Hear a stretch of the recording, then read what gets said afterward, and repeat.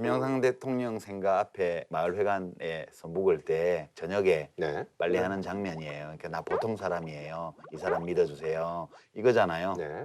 근데 사실 이러면 안 되지. 왜 안 되냐 하면 네. 지금 습도가 높아서요. 네.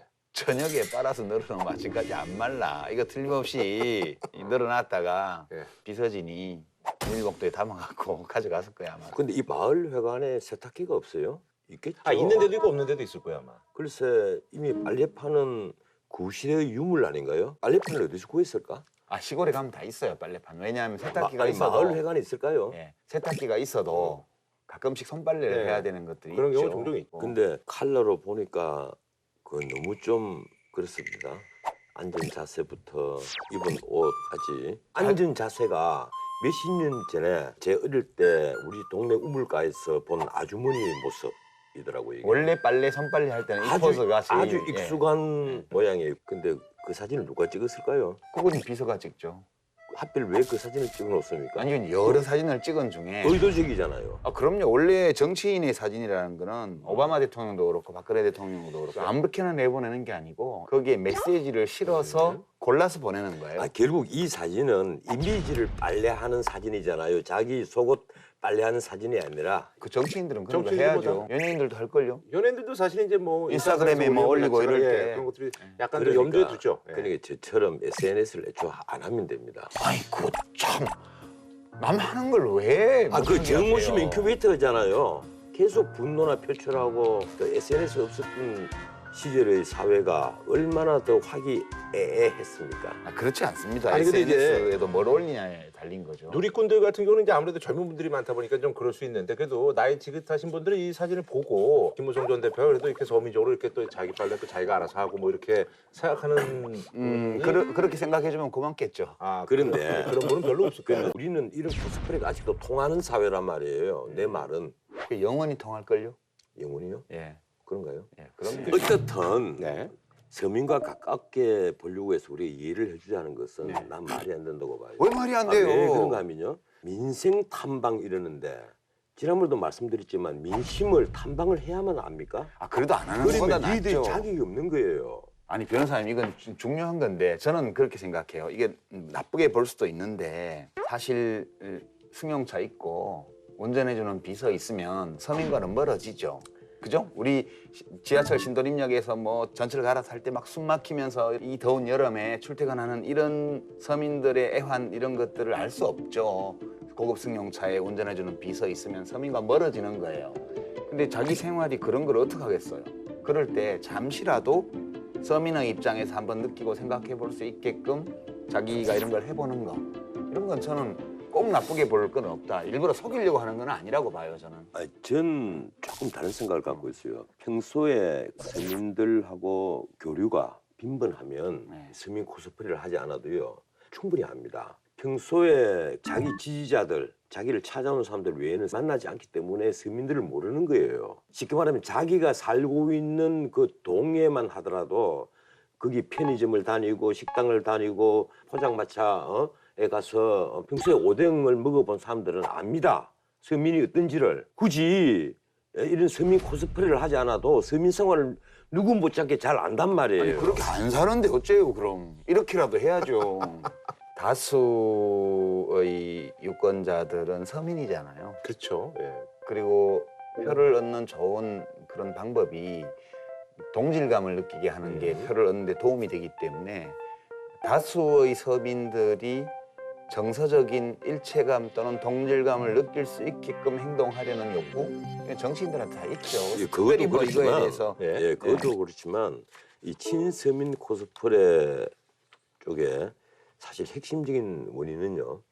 이 골리앗으로 보이면 안 되기 때문에 그래요. 선거판에 있어서는 항상 골리앗과 다윗의 싸움이거든요. 자기가 잘났고 대단하고 다른 사람과 거리대가 다르다 이렇게 보이면 그거는 패배합니다. 늘 가난하고 힘없는 쪽이고 하지만 그 사람을 대변하는 다윗이다 이거예요. 표현이 그러면 약간 좀 문제가 좀 될 수 있다는 얘기 박 표현이에요? 대통령의 표현은 좀 직설적인 게 많죠. 네네네. 이 불이 터진 국수라든지 감정으로 자다가 담아서 불떡 말씀하시죠. 일어난다든지 이제 이런 표현을 정치적으로 그런 얘기가 아니고 곧장 나오시는 그런 말씀이 많단 말이에요. 그런데 어떻든 자다가 벌떡 일어나서 밤잠을 못 이룰 정도로 걱정을 많이 하고 있다. 아마 이런 취지의 네. 말씀인 것 같은데. 그러니까 이게 박근혜 대통령 입장에 서서 이렇게 이해를 하려고 노력을 해보면 네. 뭐 이해를 못할 건 없어요. 왜냐하면 사실 어떤 경우에 이 사드 배치 문제를 두고 이렇게 자다가 벌떡 일어날 만큼 분할까 또는 억울할까 이렇게 생각을 해보면 뭐 참모들한테 어떻게 보고를 받은지 모르지만 대통령이 어느 날 이거는 사드는 배치를 해야 된다. 그리고 이 길이 대통령으로서 국민의 생명과 안전을 지키는 길이다 이렇게 확신을 했다 쳐요. 네. 그리고 온전히 군사기술적으로 검토해 볼 때 성주야말로 적합한 곳이다. 이렇게 판단을 내렸고 또 군사적인 문제니까 미리 또 터놓고 논의하기도 어려웠고 이게 그러니까 그렇죠. 오로지 아무런 사심이 없이 국익과 국민을 위해서 내가 결단한 건데 네. 나의 이 진정성을 전혀 안 알아주고 인간들이 사방에서 괴담을 퍼뜨리고 허소문을 퍼뜨리고 이렇게 해서 막 반대를 하니 억울하고 분한 거예요. 근데 이제 제가 이 대통령의 말씀을 들으면서 또 한번 느낀 거는 내 판단이 옳다는 확신 그리고 이 대통령이 옳은 판단을 했기 때문에 국론을 통일하고 국론이 분열되지 않아야 되고 여야 모두 초당적으로 나에게 협조해 줘야 된다는 저 생각 저게 21세기하고 안 맞는 거예요 그냥 그러니까 세상과 내가 안 맞으면 내가 다치는 거예요 마음이 아니, 그런데 네, 그런 거라고 이해를 하죠. 그 유판스가 조금 지나치신 것 같아요. 왜요? 뭔가 하면 21세기든 뭐 20세기든 혹은 22세기가 오더라도 이 지도자는 모든 얘기를 다 듣고 고도관 결단을 내려야 될 때가 많습니다. 아마 박근혜 대통령이 충분히 그 얘기를 듣고 그리고 많은 것을 참조를 해서 내린 최종적인 결단이었을 거예요. 중국 문제도 고려를 하고 그래서 결단인데 내가 지금 우려하는 것은 그 과정에서 이 반대 진영이라든가 국민에게 단 한 설득? 번도 제대로 된 브리핑이 없었다, 설득 과정이 없었다는 거예요. 지금이라도 토론을 하면 되는데 지금도 토론을 안 하잖아요 대통령이. 아니 내가 뭐 결정을 해서 얘기를 했는데 사람들이 막다운이 쓰고 반대를 하면 나와서 얘기를 해야 되는데 얘기를 안 하잖아요. 그러면 나 혼자 꼴방에 들어앉아서 고독한 결단이라고 내려놓고 그 고독한 결단이 국가와 국민을 위해서 옳은 건지 아닌지를 어떻게 검증을 해요. 자기가 100% 옳다고 확신을 하더라도 그게 그런 보장이 없기 때문에 이 민주국가에서는 그걸 토론을 해야 된단 말이에요. 이제 김영호 의원이 주동자인데 예. 이 사람이 더불어민주당의 중국 정책 책임자고 베이징에서 유학을 5년이나 한 사람이에요. 중국 통이에요. 그리고 이제 자기가 거기서 유학을 했기 때문에 북경대에 그 국제 정치학 하는 학자들하고 그다음 한국 정치학 하는 사람들하고 모아서 학술 간담회를 하기로 했는데 더불어민주당 초선 의원 단톡방이 있어요. 거기다가 이런 거 있는데 혹시 어디 휴가도 안 가고 심심한 사람들 같이 안 갈래 이렇게 올린 거예요. 무슨 학술 간담회였는데요? 그 이제 이 동북아 정세에 관한 학술 간담회. 이 사대에 관련된 겁니까? 원래 동북아 사드에 관한 정세 것만은 관련 아니고. 아하. 그 전부터 잡혀 있었군요. 예, 그 전부터 잡혀 있었는데 이제 이번에 이제 사드가 이제 얹어진 거군요. 예, 단톡방에 올렸더니 저요 이렇게 해서 5명이 들어와서 6명이 초선만 6명이 이렇게 된 거예요. 이 사람들이 이제 가서 뭘 하려고 그러냐고 물어봤더니 자기들이 얘기할 건 3가지래요. 우선 사드 문제로 인해서 한중 관계가 계속해서 훼손되는 거는 양국 모두에게 좋지 않다. 두 번째는 북핵 문제 해결을 위한 국제사회와 중국의 공존은 계속돼야 된다. 세 번째는 중국 관영 민영 언론이 지금 무절제한 그 반한 감정을 조장하고 표출하고 있는데 이거 자제해야 된다. 지극히 원론적인. 이 3가지 메시지를 전하기 위해서 가는 거래요. 그러니까 뭐 그냥 갔다 오면 되지 아무 뉴스도 아니, 아닌 근데- 거를 아니 근데 우선 이분들은 사대에 반대를 하고 아니, 반대하는 사람들이에요. 중국 정부와 중국 언론들과 의견이 똑같은 사람들이잖아요. 똑같지는 않죠. 사실은 사대에 반대하니까 그 점에서는 예, 그 점이 똑같은 네, 사람들이에요. 그 점에서는 근데 중국에 가서 정말 이용당하기 너무 좋은 위치죠. 이 한국의 이런 정치인들도 사드를 반대를 하고 있는데 이런 식으로 다 보도가 안 되겠어요? 그러니까 이제 사드를 반대하는 입장에서 보면 그거는 이용당하는 게 아니고 서로 이용하는 거예요. 그러니까 변호사님은 사드 배치에 찬성하시기 아니, 때문에 우리가 이 야당 국회의원들 중국 정부에 가서 어떤 우정의 얘기를 듣겠어요? 그러니까 외교라는 게 대통령이 딱 결단하고 그 문제로 인해 가지고 이웃 국가 사이에 일정한 전선이 형성되고 이러면 모두가 다 대통령 노선을 따라가야 돼요?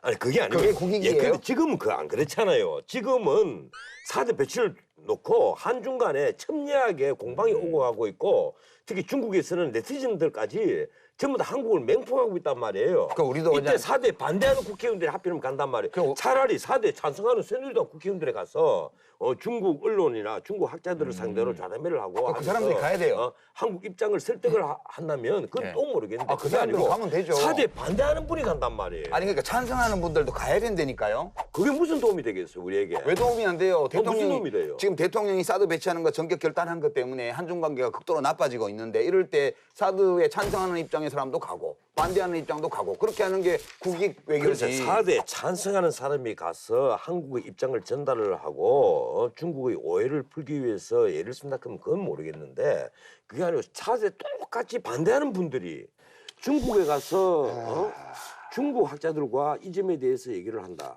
그게 왜 안 돼요?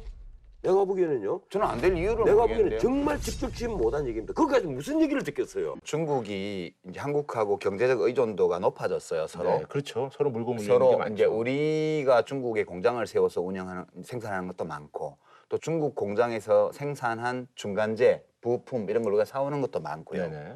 또 최종 소비재도 최근에는 또 중국 거 많이 들어오고 있죠. 그리고 중국도 마찬가지로 우리한테 중간재 수입, 공작기계 같은 거 네. 수입 많이 해서 서로 이렇게 의존하고 있어서 일방적으로 자기는 피해를 하나도 안 입고 한국만 괴롭히는 경제보복 조치는 어려워요. 네. 그러니까 중국이 자기들은 데미지를 거의 안 입는 거. 그래서 엔터테인먼트 네. 산업 쪽에 이게 집중이 되는 거예요, 초기에. 지금 그 단계죠. 그냥. 이게 예. 제가 조금만 더 부연할게요. 예, 근데 휴대폰만 하더라도 중국 샤오미라든가 화웨이 같은 데서 이미 세계적으로 3위, 4위가 아마 그럴 거예요. 그런데 이런 부품들을 생산하는 게 이 삼성 디스플레이, 네, LG 그렇죠. 디스플레이, 디스플레이, 삼성전기 그리고 그 LG 이노텍 이런 부품 회사들이란 말이에요.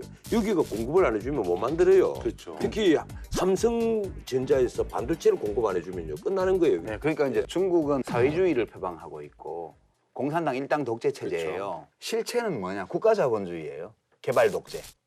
그러니까 사회주의를 표방한 자본주의 개발 독재예요. 네. 그러니까 국가가 제일 큰 전주고 국가가 가장 막강한 대자본가예요. 그러니까 우리는 야, 그 중국 배우 출연시키지 마 이러고 청와대에서 얘기한다고 연예기획사에서 네 알겠습니다. 출연 안 시킬게요. 그러나요? 이렇게 안 하잖아요. 그렇죠. 네가 뭔데? 이렇게 나온단 말이에요. 중국은 일당 독재 국가이기 때문에 모든 것이 다 공산당 손아귀에 있어요. 기업들도 마찬가지로 직간접적인 영향 아래 있기 때문에 쓱 눈치만 줘도 다 알아서 켜요.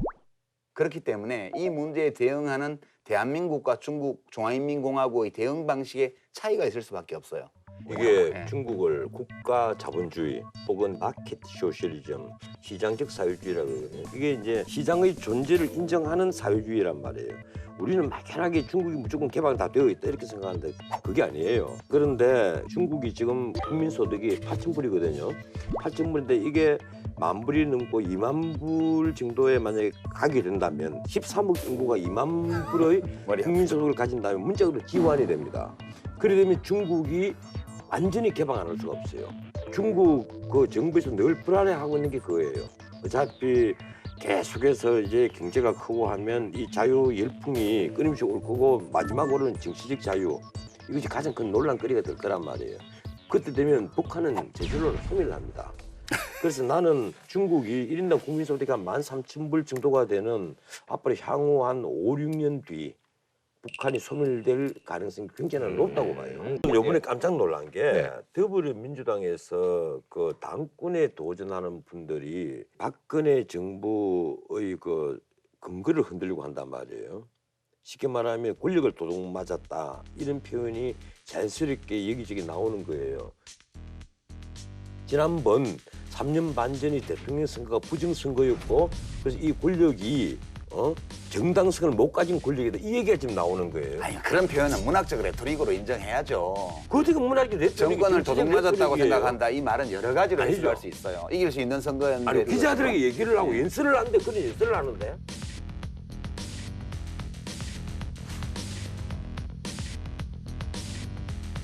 박근혜 정부의 정당성을 부정을 한단 말이에요.